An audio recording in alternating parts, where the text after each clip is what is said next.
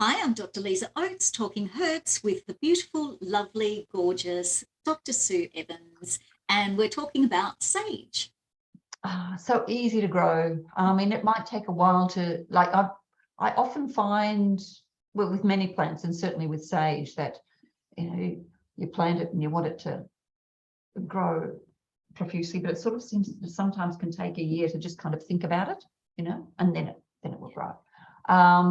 But yeah, fantastic for, certainly for sore throats and for anything to any sort of mouth problems as well. And then there's the anhydrotic action. So this is, would be one of the most drying herbs. So, you want to dry up mucus, you want to dry up breast milk, you want to, dry up sweats, Now, of course, for sweats, you've got to work out why is the person sweating, you don't want to do that willy-nilly, but it seems to have that action of reducing secretions.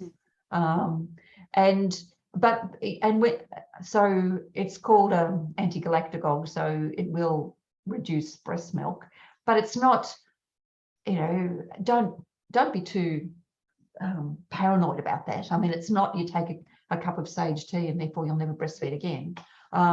You can use it in terms of moderating the amount of breast milk that's being produced.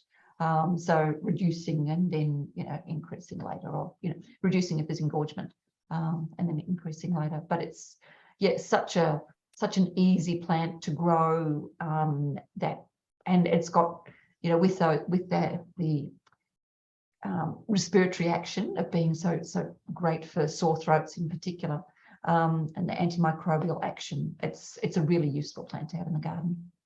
And what are your thoughts on longer term use? Because I was always taught to not use it long term because of the thuone content. I think it depends. It all depends on the quantity that you're using, and yeah. I mean, I certainly haven't. Okay, here there's probably a difference between using it as a tea, using it as a tincture, and using it as an extract in a product. So, and this is where you really do need to be aware of particularly when somebody's taking something in capsule form, how concentrated is that extract and how much are they taking over what period of time. That would be the time that I would be thinking about, well, Lisa, why would you be taking it long term? Why would you be taking it long term? Yeah, and I guess it comes back to working out, say, for instance, for sweating and things like that. If the sweating is continuing, have you addressed the underlying causes? Yeah, yes. What is the underlying cause? I mean, for drying up any of those secretions, it's kind of, it is a bit symptomatic to dry those up.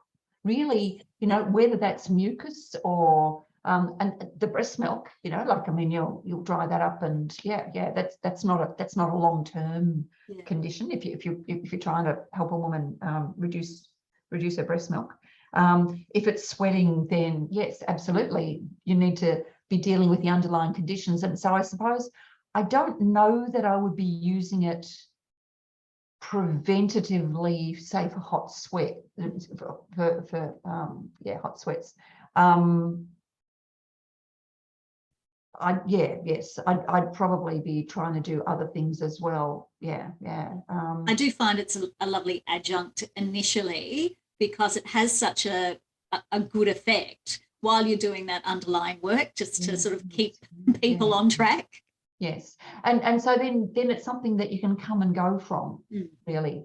But when you're talking about long-term use of herbs, you're talking about chronic conditions, and this is, I would be thinking of sage as being used as in a chronic condition, particularly. More acute. Yeah. Great. Thank you.